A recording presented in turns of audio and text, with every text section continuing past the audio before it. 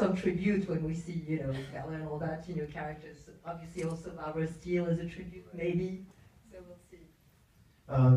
Yeah, well, the idea was that this family was, you know, sort of trying to hold on to this dream, and that right outside of their door was a nightmare. And so the exercise in the movie was to try and make the film feel like a dream turning into a nightmare, and to try and find a way to walk the line between fantasy and reality in the way that they're sort of living it, but never go completely into fantasy. So always try and root it as much as we could. In a way that we found to do that was to always incorporate people from the neighborhood and try and bring them into the narrative. So, and it heightened the surreal quality of it for us. You know, this is one of my favorite scenes in the movie, is this gas station scene where this woman comes and she starts dancing with Bully. And, you know, that was a gas station where, you know, there wasn't a gas station for another like 20 blocks or something, and I think they were selling something else at that gas station under the counter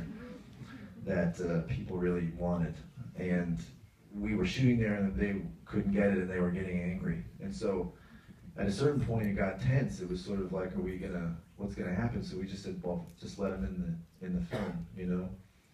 And the actors were so good. I mean, Reda had to do it as well, and they did it so beautifully, where they just sort of pulled these people out of Detroit and into Lost River. They pulled them into the fantasy, and it's sort of, you started to get this sense that the actors were working without a net, you know, and you knew that there was like an element of danger to it, and there was, because we didn't know these people and we didn't know what they were capable of, but they were so charismatic, and they were living in this surreal world for real. And so that to me is when the film, you know, really started to have its own identity for us, which is that it was really a blend of the fantasy and the reality, and